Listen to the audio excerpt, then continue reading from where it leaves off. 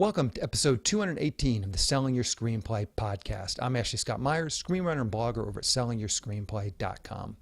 Today I'm interviewing writer and director Roland Joffe. He's done films like The Killing Fields, The Mission, and the Paul Newman film Fat Man and Little Boy. He just finished a new film starring Forrest Whitaker and Eric Bana called The Forgiven. So we talk about that film and how he got his start in the business and how he got his first directing gig directing the film The Killing Fields. So stay tuned for that interview. If you find this episode valuable, please help me out by giving me a review on iTunes or leaving a comment on YouTube or retweeting the podcast on Twitter or liking it on Facebook. These social media shares really do help spread word about the podcast, so they're very much appreciated. Any websites or links that I mentioned in the podcast can be found on my blog in the show notes. I also publish a transcript with every episode in case you'd rather read the show or look at something later on. You can find all the podcast show notes at www.sellingyourscreenplay.com/podcast, and then just look for episode number 218. If you want my free guide, How to Sell a Screenplay in 5 Weeks, you can pick that up by going to sellingyourscreenplay.com/guide. It's completely free. You just put in your email address and I'll send you a new lesson once per week for 5 weeks along with a bunch of bonus lessons. I teach the whole process of how to sell your screenplay in that guide. I'll teach you how to write a professional logline and query letter and how to find agents, managers, and producers who are looking for material. Really is everything you need to know to sell your screenplay. Just go to sellingyourscreenplay.com/guide. So now let's get into the main segment. Today I'm interviewing director and writer Roland Joffe. Here is the interview. Welcome, Roland, to the Selling Your Screenplay podcast. I really appreciate you coming on the show with me today. Hey, yeah, well, thanks for having me. I appreciate being here. So to start out, maybe you can tell us a little bit about your background. Where did you grow up and how did you get interested in the entertainment business? Well, I grew up in England longer ago than I care to remember, probably long before many of your listeners, most of your listeners probably. And, well, to be strictly truthful, which I guess I should be, I kind of ended up in the entertainment industry because I wasn't much good at anything else. It never really occurred to me when I was younger I'd have to earn a living. And then at one point, because I could draw and paint, somebody suggested that I go and work for a small theatre company as a designer. And I thought that was quite a good idea, so I sort of did, and I started designing things. And one day when I was designing a set for Jane Eyre, I think it was, the producer walked in and he said, "Oh, I like that Jane Eyre set." And I said, "Good." And he said, "Well, how long would it take you to paint it out and turn it into a country cottage?" And I said, "Well, why would I do that?" And he said, "Because you're in the theatre, dope. And in the theatre, things change." He said, "So we're not doing Jane Eyre anymore. We're going to do Love in a Mist, which is set in the country cottage, not in the large house in the country. So by tomorrow, please, I'd like a country cottage." So that was rather a shock, but I decided, well, I'd better have a go and try and do it. And as he was leaving, he suddenly looked at me and said, "By the way," he said, "you went to university, didn't you?" And I said, "Yes." He said, "So you can read and write, can't you?" And I said, "Yes." He said, "Good. So I'd like you to direct it as well, because we don't have a director. And we open in 2 days. Goodbye." So I found myself repainting the set, learning the lines, because I also had to act in it, and directing it. And for some reason that I can't quite understand, it sort of landed me another directing job, and that landed me another one. And before I knew it, I seemed to have become a director. And that's the long and short of it. Okay, sure. So was there some transition from like directing plays to directing television? Yes. I mean, what was happening in those days, which was the sort of 70s, television companies were looking for new directors and they were running schemes, for people who wanted to be directors or worked in the theatre or whatever it was, or in other things actually, or cameramen who wanted to become directors.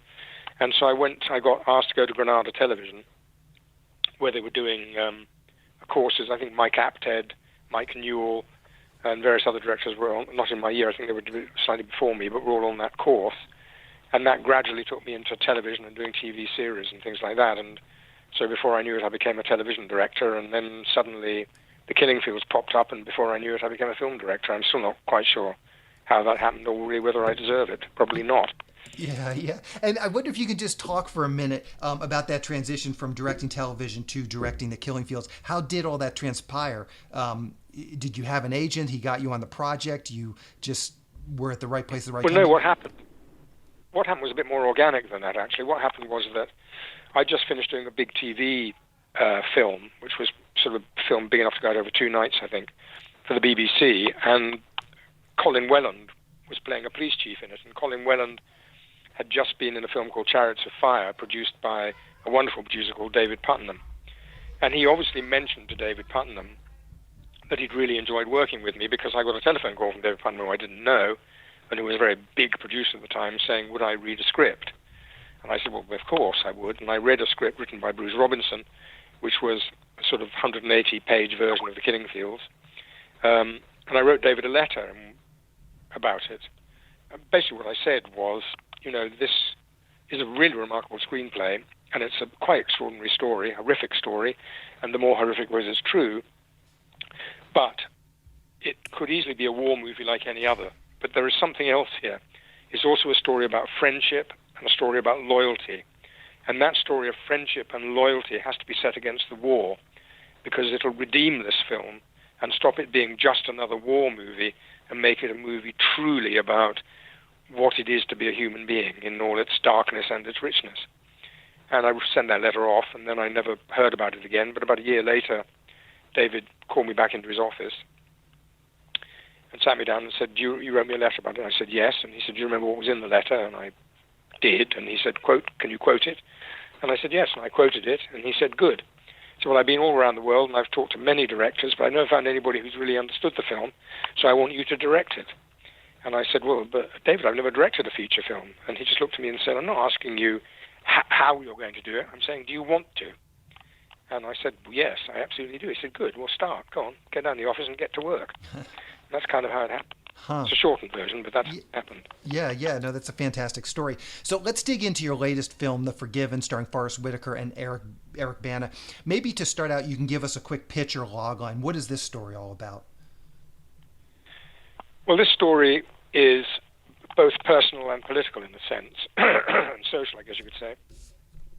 And it's a story about redemption. It's a story about compassion and forgiveness. And it's set in South Africa, just at the time that Nelson Mandela had become president, when there was great fear that the country could descend into civil war. Both sides were demonizing each other. There was tremendous fear and suspicion.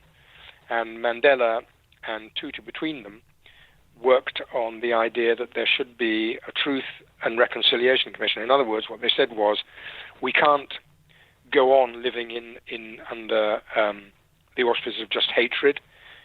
On the other hand, we can't forgive unless we know. We have to openly, publicly discuss what has happened. And if people can openly confess and admit and ask for redemption for what they did, we will offer them a chance to rejoin society by giving them forgiveness, if that's possible and if they can earn it. And that's a remarkable period in human history. But it's also extremely relevant. Mm-hmm. It's very relevant to things that are going on in America today. It's very relevant across many cultures in terms of our histories and how we deal with our history. Remember that history is not dead. Even though we might not learn about it in school, we live out our history every day. Every thought that we have, every family aspect that we have, all our culture, the streets we walk down, everything is the result of our history, in much the same way as what we do will be our children's history.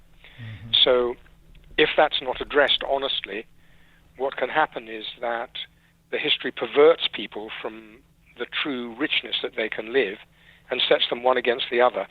And that creates an even worse history. So there has to be a time when truth, open-eyed, compassionate telling of the truth and admitting what's happened historically can be the only way to taking what all good Hollywood movies are about, which is the idea that it may be an advance towards a better future, a more loving, more compassionate, and more human future than sometimes seems possible. Yeah. How did you get involved with this project? Well, I went to see a play. I was invited by a producer actually to go and see a play written by Michael Ashton, which was called The Archbishop and the Antichrist. There was something in it that really attracted me, the idea that the tutor was in it, the character of Blomfeld, the idea that these two characters were in a weird way were one human being, although they were also separate human beings, because each one was an aspect of the other. That kind of intrigued me. And then I began to think about the importance of the Truth and Reconciliation Commission, not in political terms, but in social terms.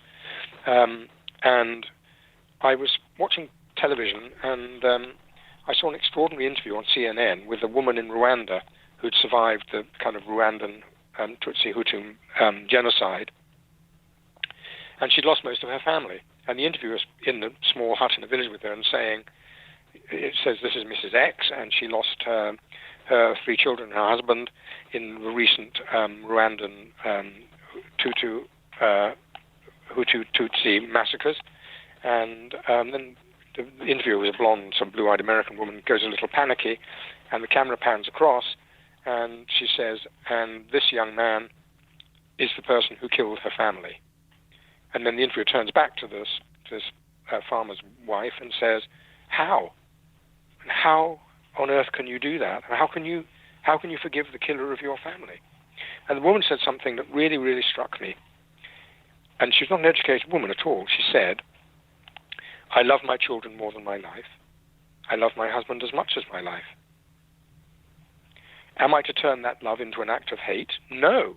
That would be a second killing of my husband who I loved and my children who I loved. No. I must use their love for me and my love for them to show him love, so that I honor that love by making him see what he doesn't have, what he has taken, and how he can earn it. And in that way, I use their love to do good and honor their love. And that's what I want to do. And that's why I forgive him. Wow. And then she said forgiveness was the process. I was so struck by that because this wasn't a psychiatrist talking. This wasn't an educated person. This was innate human wisdom. And then about a week after that, by fluke, I was also watching CNN again, and they had an interview with a Palestinian, middle-aged Palestinian, who just lost his daughter, maybe a year before, to a tank. A bulldozer, I think. A bulldozer knocked a wall down and killed his daughter. And his response to that was to start a society for promoting friendship between Palestinians and Israelis. And his reason was remarkable. What he said was, I understand hate. I lost my daughter to hate. I lost love to hate. Do you think I want to spread more hate when I understand what the pain of it is? No. The only way I can honor my daughter, the only way I can make any sense of my daughter's life, is to use her memory to promote love and to promote forgiveness and compassion. And both of those were simple people, ordinary people. And that determined me that I wanted to make a film about ordinary people in that situation, as well as about Tutu and Blomfeld, who'd kind of caused some of that situation. And those are the reasons that drove me to want to make this film. Okay. And so then let's dig in a little bit to the development process. Is this screenplay somewhat based on that play that you saw? I'm not familiar with the play that you mentioned. Yes. Okay. So the play's called The Archbishop of the Antichrist, and the film is based on it to the extent that the character of Desmond Tutu and the character of Blomfeld both grew out of that play. What we did in turning into a film, Michael and I, was to explore the whole Pollsmoor situation. That's the maximum security prison, the gangs, how the gangs operate in prison, because the prison's a perfect metaphor for what apartheid South Africa was like in many respects. It explored the character of Mrs. Morobe, who's not actually in the play, and the way in which those things I'd seen on television could then be built into the film. So you could say that the film grew the play whilst keeping that conflict between the two, which I found absolutely fascinating and very visual, actually, and dramatic, began to set it in a wider context, which is what film can do. Yeah, and I'm curious, and this is sort of a general question. So you're going through this process, you realize there's something just sort of fundamental artistic that you're interested in exploring here. How much sort of does the business side play into this decision? Did you go to some producers that you know and say, what about a film like this? Do you think we could get this financed? Or was it just more like, this is what you wanted to do, and so let's go and see what we can do with the script and then take it that step? Well, it was more the latter, really. I obviously sort of tried the idea out on a couple of people and very quickly realized that this was going to be an uphill journey because the way the movie industry is going is independent features are notoriously difficult to set up, and you have to find a cast, and you can't find a cast unless you've got a screenplay. Mm-hmm. So you can get into a chicken and egg situation. I decided the only way to do it was to take the risk, develop this screenplay to a point where I thought I could show it to actors, and then take it from there. I didn't feel that I would get a producer if I just took the idea around. Yeah. And then my manager, Craig Baumgarten, who's a great guy, as I began developing this, sort of came on board as one of the producers, and we sort of grew the project together. Okay. And just to kind of get a sense of the scope of, you and what you do on your day-to-day life, how many other projects are like this? Like, I feel like a lot of people come into the film business and they're looking at, the successes and not realizing that a lot of times there's a lot of failures. I mean, do you have a number of projects like this that you tried to develop and this is the one that go, or you were just super passionate about this one and put all your energy into this one project? It's a little bit of both. I felt this was one that I had to put all my energy in terms of the screenplay. In other words, I said, okay, I'm going to dedicate X amount of time to writing this screenplay, and working with Michael Ashton and developing this to the stage that I think it's right, to a stage where I think I can show it to people. Once I got it to that stage, I felt, well, I have the horse. The horse is groomed. Mm-hmm. It has no race course to run on yet, but the horse is there. All I have to do is keep feeding it. So at that stage, I was also working on other projects because, like everybody else, I need to live. Mm-hmm. But I could then always be carrying the screenplay around with me and testing opportunities, and particularly starting to look for actors who might help to make it real, because that's also part of it. Mm-hmm. And I think it was probably about 6 or 7 months after I'd written it, I was at a film festival in Morocco, and there was Forest Whitaker. And I've always admired Forrest, both for his acting ability, but also for his kind of compassion as a human being. I knew that he runs a non-governmental organization that deals with, a foundation that deals with conflict resolution. I knew he was socially engaged. So I tried my arm and I said, look, Forrest, I know everybody says this to you, but I've got a screenplay. I'd love you to read it. And he's very open. He said, no, by all means do that. And he did read it, and he liked it, and he stuck with it for 8 years. I mean, although, we were constantly almost going to get it going, and nearly had the money, and just in the way things go, but he stuck with us. And so I had, those component parts. I had the screenplay, I had the actor, and I had the director, since I was going to direct it. So one just has to keep going, and bit by bit by bit, you begin to find more chances. We found a bit of a chance for financing that, and then we'd go to Eric Bana. And Eric brought some, because of who he is, brought a certain amount of financing as well. And you just piece the thing together. It took 8 years, so it's a long process. Yeah, for sure. And I'm curious about your relationship with Forrest. Did he know who you were as you came up to him? Were you, somehow involved with this film festival? So when you came up, he knew who you were, or did he not know who you were? Well, that's a good question. I think he knew who I was. Maybe he didn't, mm-hmm. but I think he did. And the reason I ask is because I get screenwriters all the time saying, how can I approach this actor? And obviously you're in a different situation than many of the screenwriters who listen to this podcast. But I'd be curious to get your sort of, just your take on, maybe talk about that conversation, talk about pitching to a professional like Forrest, and how you go about handling that situation and not feeling, weird or creepy or anything like that. Well, look, it's a difficult one. Of course it is. And and there's nothing worse in some ways if you're a director or an actor to, be taking your driving test and the driving instructor suddenly turns around and says, hey, by the way, I've got a screenplay. Because, of course, that's eating up time. The fact is that, how many screenplays can you read? Also, one wants to be polite. So I think probably the way to do it is to research quite carefully what the actor's interests are, what they,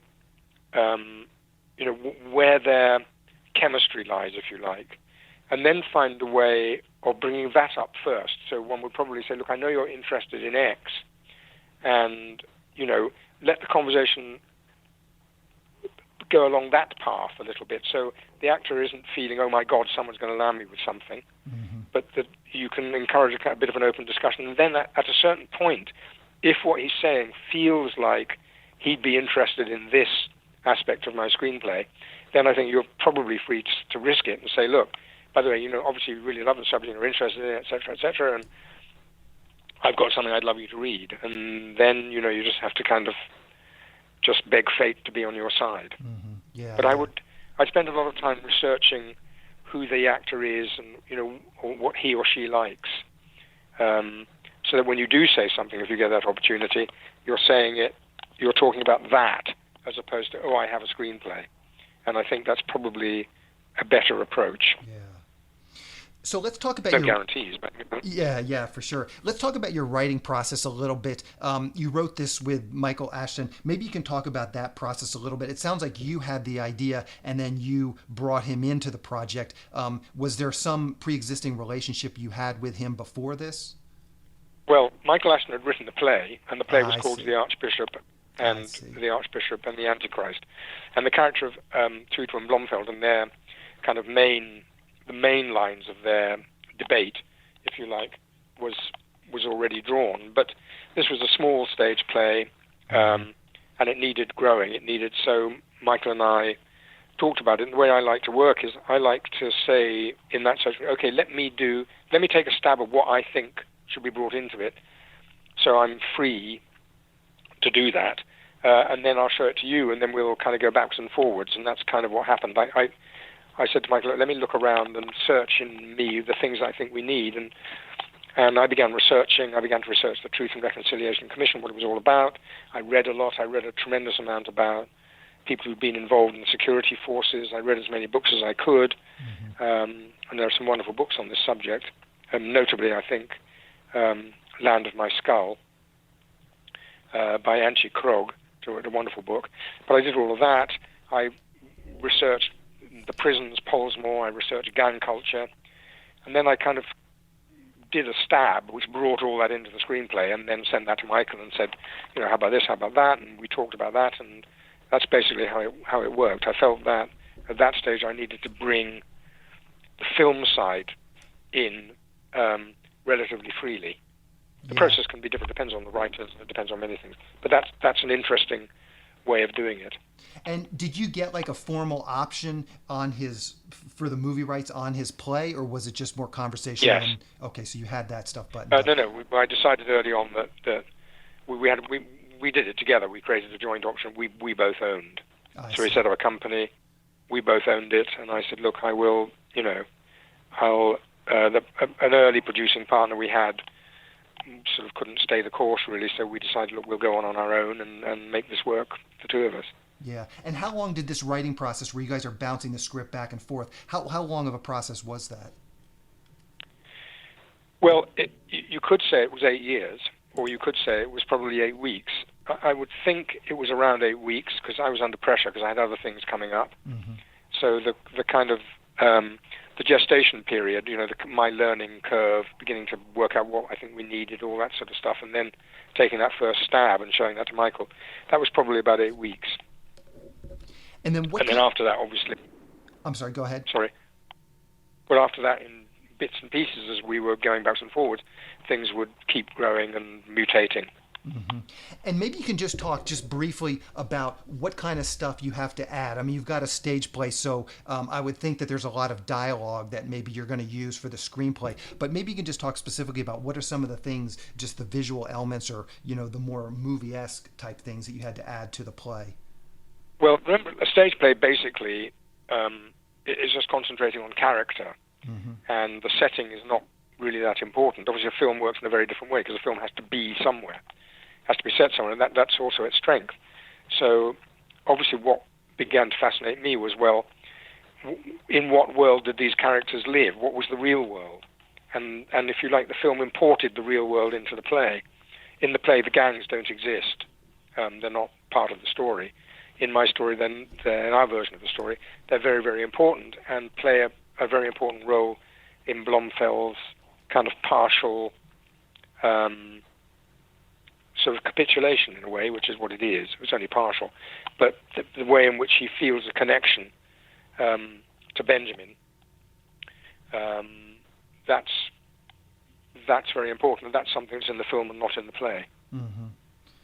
Perfect.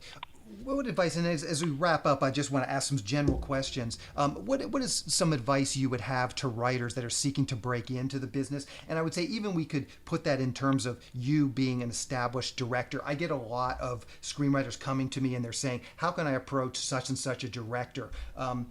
What do you look for in a script that really gets you excited when you read some material? I think probably most of all, just for me, I would say, does it take the audience on a journey that, however painful, has a resolution that offers a sense of change? In other words, does the story tell me that actually human beings are not fixed entities that are robotic, but that human beings, no matter what their history, no matter what they are engaged with, are works in progress? Because I think that's what people want to watch. Mm-hmm. So for me, that's what I look for in a screenplay. Not necessarily that it has a happy end, because I don't mean that, but I mean that in the process of watching the story, we are watching people go through a process in which they're changing, adapting, bumping into obstacles, whatever it is, but there is a sense of evolution, if you like. So that's kind of what I would look for as the most important bone. Then within that, I'd be looking at, well, what is the genre? You know, is this political? Is this criminal? In what areas is this family? In what area is this actually happening, and in what way? And then one then begins to look at things like, well, then what are the characters? How are the characters working? How do they work with each other? How do they work with this evolving process? What's their dialogue? You know, are the scenes? Is each scene of its own capable of standing up on its own? So is each scene a mini movie of its own? In other words, could I just watch this scene and I'd be engaged? So the scene isn't just moving you from A to B. It of itself is full of interest. Mm-hmm. And yet there's flow and thrust to the story. Yeah. So I think those are the things I'd look for.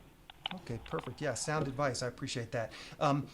I'd just like to wrap up the interviews. Is there anything recently that you've seen, TV or film-wise, that you highly recommend to our listeners? Wow. That's a very difficult one, actually. Partly because I'm blanking on names. Yeah. No. Partly because one I would recommend is actually directed and produced by my son. It's called Tin Star, and with Tim Roth, and it's a really fascinating story about a flawed cop, an extremely flawed cop, and it's about how being flawed affects everybody's lives around you. It's a really, really interesting, and rich, story, I think. Yeah, perfect. How can people see The Forgiven? Do you know what the release schedule is going to be like? Yeah, it opens in Los Angeles and New York. It plays at ArcLight, I think, in Los Angeles. I'm not quite sure where it plays in New York. Okay. And then I think it goes wider a week or 2 weeks later. Okay. So certainly in LA, it'll be at the ArcLight Theater in I think that's just off Santa Monica Boulevard. Perfect. I'll mark that down. And just to wrap things up, how can people keep up with what you're doing? Twitter, Facebook, Instagram, anything you're comfortable sharing, I'll round up for the show notes, but you can just mention that now as well. Well, we have an interesting Instagram, which is at theforgivenmovie.com. Just at theforgivenmovie.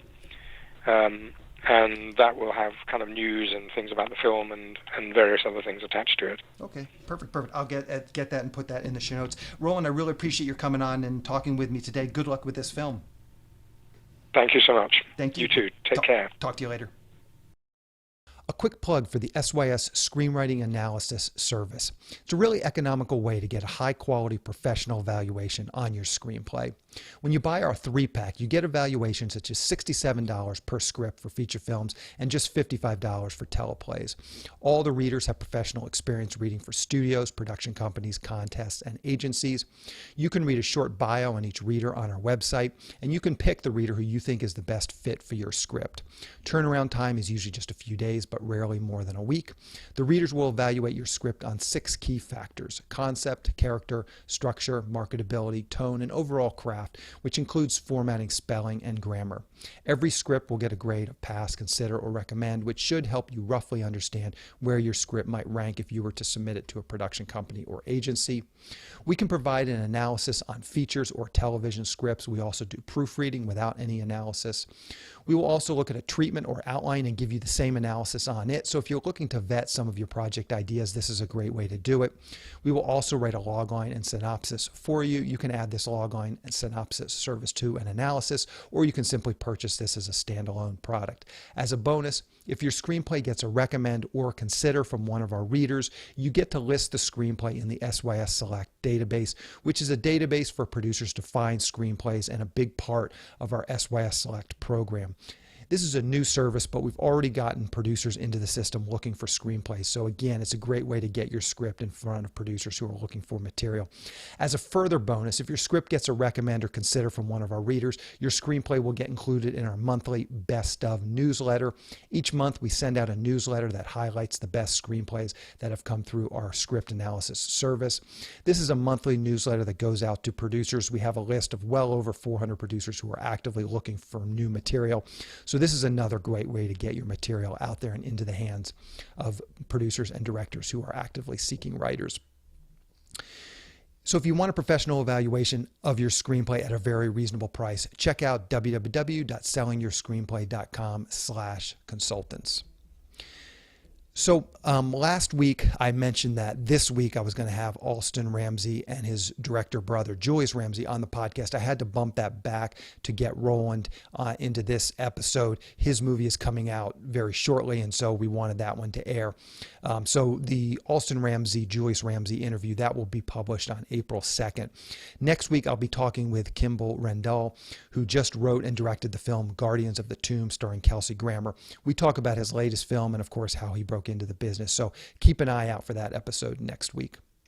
To wrap things up, I just want to touch on a few things from today's interview with Roland.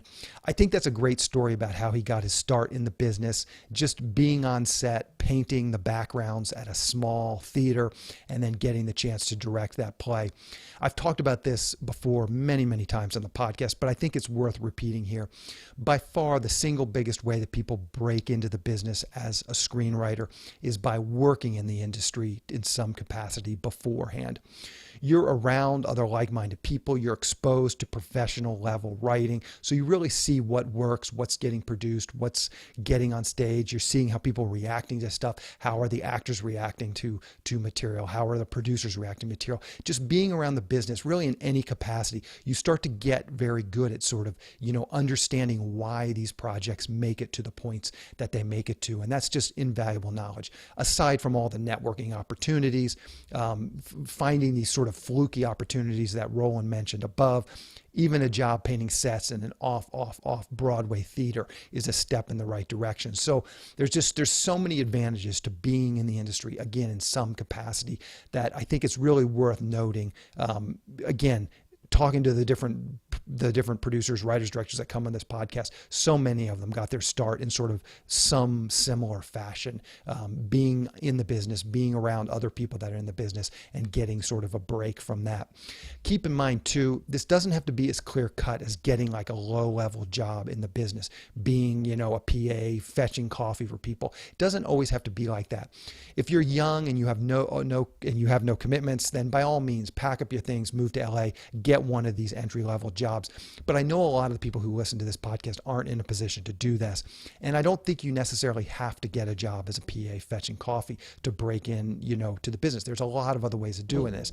When I started this podcast, one of my objectives to this podcast was networking with other writers and potentially directors and producers.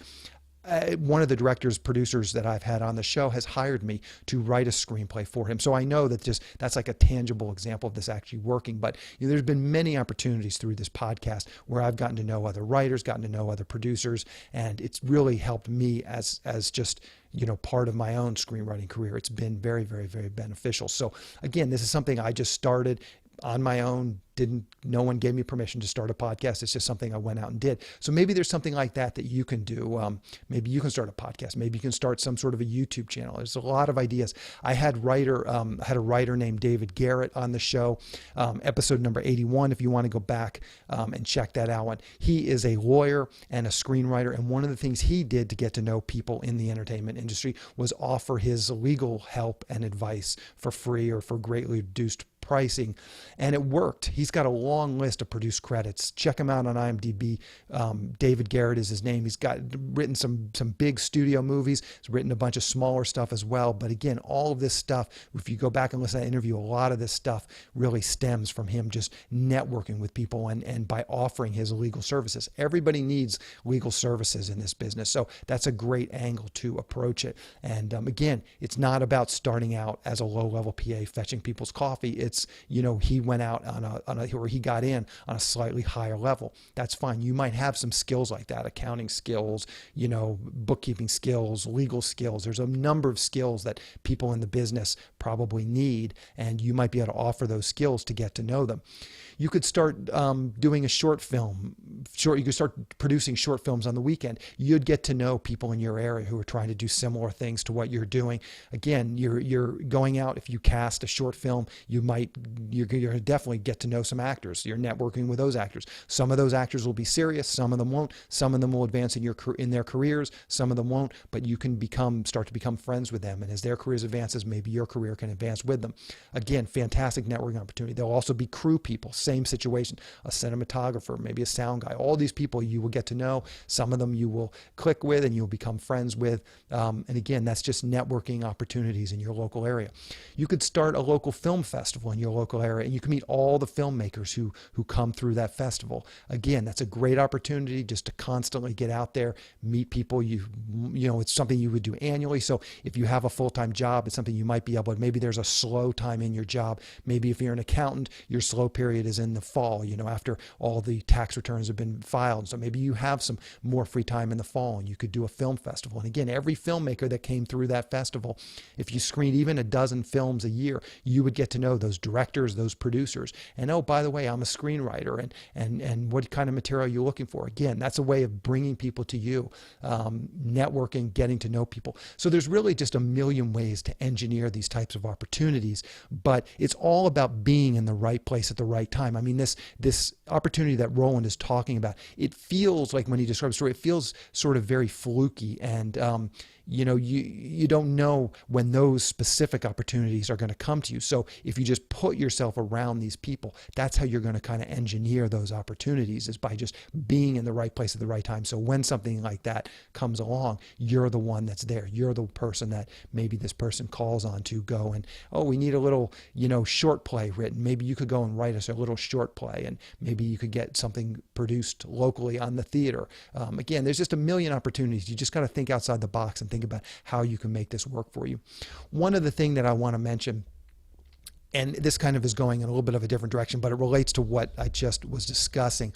Whenever I give this sort of advice, I always get a bunch of emails from people saying, something to the tune of, wow, this sounds great. I know this is a great or a potentially a good strategy, but you have so much energy and I just don't have the energy to do all of this. All I really want to do is write.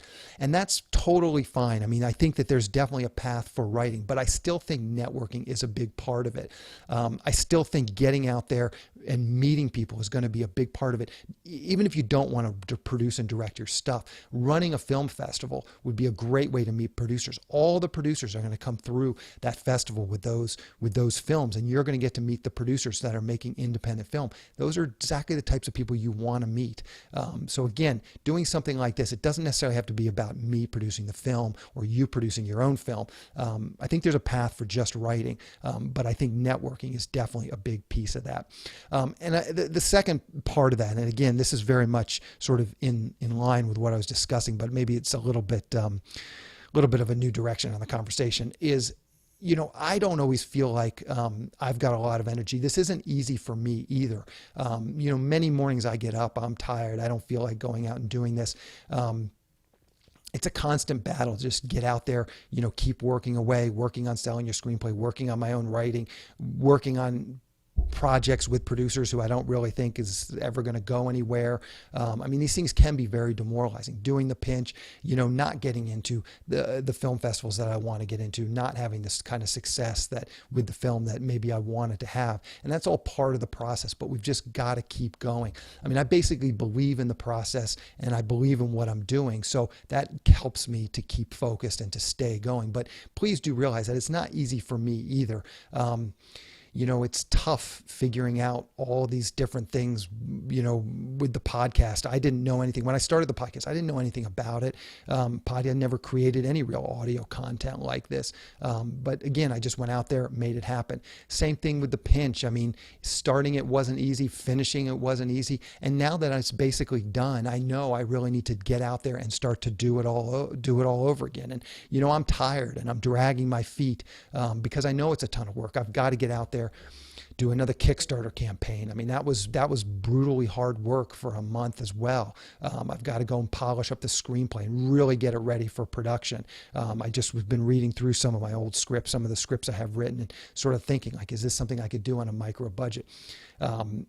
Producing is a lot of work. It was very stressful, those months leading up to the production, making sure everything was in place, the crew, the cast, the locations. It's a ton of work. Again, it was not easy. Then post-production, to not even mention that, post-production for a year and a half. Literally, it took me a year and a half to get through post-production. None of it is easy. And then you get to the end of it and it doesn't even really generate the kind of success that you want. And that's why I share all of the successes and failures of the pinches. I hope that you see that it's not all about just, easily doing something and then having great success with it. I do think that there's some things with the pinch that have been a great success. I enjoyed the process and overall I enjoyed the process. And I think as an artist, there's a certain creative fulfillment that I got out of it. So there are things that I got out of it. The networking opportunities. I met a lot of cool people doing it. So even if the pinch never goes any further than it's gone now, I will look back on it as a success. And I think, again, that's important to realize that these things don't have to just take off to the moon. They don't have to just launch you to the stratosphere to still have value and to get success out of it. But it's hard. And please don't realize I come on the podcast every week and try and put a positive spin on things. I'm not going to get on this podcast and just bitch, but it's not easy for me and it is a lot of work and I get demoralized just like everybody else.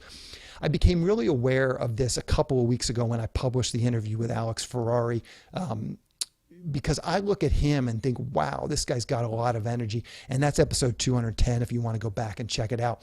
But after that interview published, I got a bunch of emails from people that were similar to these ones that I just talked about that I've been getting, where they were saying, wow, both of you guys have so much energy. And I thought, wow, that's surprising, because I look at Alex and think, he's much more energetic than me. He's pushing out a ton more content for his indie film hustle than I'm doing for Selling Your Screenplay. It just seems like he's doing a lot more stuff. He did his feature film from start to back like 5 months. It took me 2 years. He did it in 5 months. So I'm looking at this guy and thinking, wow, he's just got a ton more energy than I do.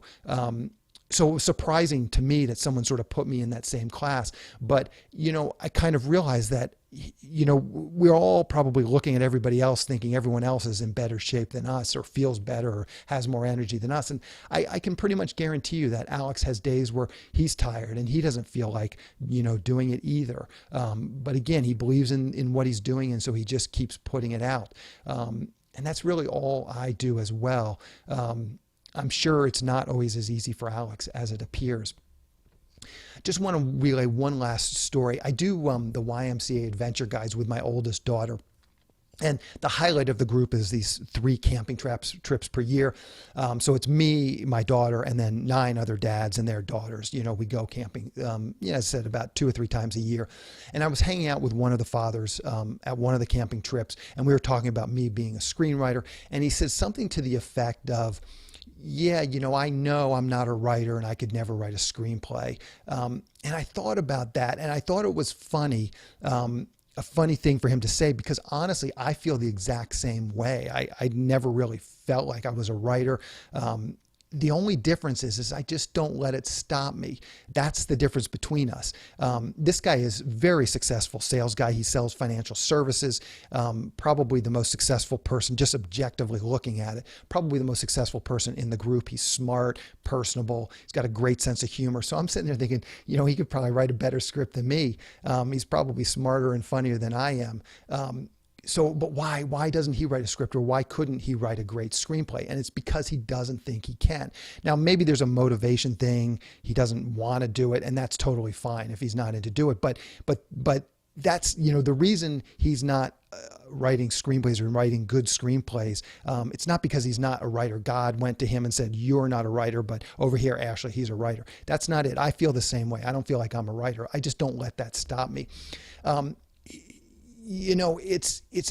was terrible. I was terrible at pretty much every aspect of school, but I would say especially bad at spelling and grammar and writing in general. So any reasonable person would probably have come to the conclusion that being a professional writer, given my background and my history with writing, probably isn't in the cards. But again, I just did it anyways. I didn't let that stop me. So if you're the person that's out there thinking, I could never produce a short film or feature film, just please keep in mind that I felt the exact same way when I started The Pinch. I didn't feel like I knew what I was doing or how to do it or that I could get through it. But again, I just didn't let it stop me. And again, I want to be clear, this isn't just about saying, well, you have to produce your own stuff. I think there's different paths for different people, but I do think if you're the person saying, well, I couldn't start a podcast, or I couldn't run a film festival, or I couldn't do this, it's like there's all of these opportunities, there's all these things you can do, and you've got to do something, some piece of the equation has got to be networking, real meeting people, real getting out there, being a part of the industry is just so important. I want to make one final point. I try and make this podcast as evergreen as possible. I try not to talk about current issues, politics, social issues that will feel very dated in a few years. I want these podcasts to be listened to pretty much forever. So I've purposely tried not to mention current events, current politics in them so that people, in a year, 2 years, 3 years, 5 years, 10 years can still listen to these podcasts and it will feel relevant and feel like the information is still good. I don't think I've ever talked about Donald Trump on this podcast, but I do want to make this one final point, and it relates to Donald Trump. It's one of the many lessons that I've taken away from watching him over the last, I guess now 2 years as he ran for president and then became president. Whether you are a fan of Trump or not, you have to admit the guy has real nerve. He literally has no idea how to be president, but he doesn't let that stop him. He just plows ahead. He pretends or acts like he does know what he's doing. And he just doesn't let people see him sweat. I mean, it seems completely crazy, but you got to admire that on some level. And again, just put your politics aside. Even if you hate Trump, you've got to give him credit for getting up every day, going out there, doing the work in the face of probably the harshest criticism any single human being has ever produced. And again, I'm not being political here. I mean, the man gets beat up in the press on a daily basis. 2 out of the 3 major news networks just openly mock him. So I think it's fair to say that, he's got harsh criticism. People are making fun of his kids, his family. I mean, just anything, nothing is off limits for this guy. And again, I don't want to make this political, whether he deserves it or doesn't deserve it. Certainly some of the criticism you could argue is deservedly, but again, I don't want to make this political, whether it's deserve it or not deserve it. He still gets up there and he just acts like he doesn't let it bother him. He just keeps plowing ahead. He just keeps doing what he wants to do, his agenda. He keeps focused on that. I guarantee you, no matter how terrible your short film is, you go out, you write and produce a short film, I guarantee you will never get that level of criticism. You will never get that level of hatred and just, negativity pushed your way. So keep that in mind. I mean, we literally have a man at the top, the most powerful man on the planet who doesn't really know what he's doing, but he doesn't let that affect him. So just try and use that as a lesson. I mean, that's a big part of success, not letting the self-doubt hold you back. I mean, Trump is not doing it. He must have some self-doubt somewhere, in the recesses of his mind. There must be a little bit of self-doubt, but he doesn't let it hold you back. Even when you feel like I can never do that, or, you've got to push that feeling aside and not let that stop you. Realize that everyone at some point feels like that too. But the only difference in the winners and the losers is that the winners don't let those feelings stop them. Trump certainly isn't let those feelings stop him. I try not to let them stop me either, and you should not either. Anyway, that's the show. Thank you for listening.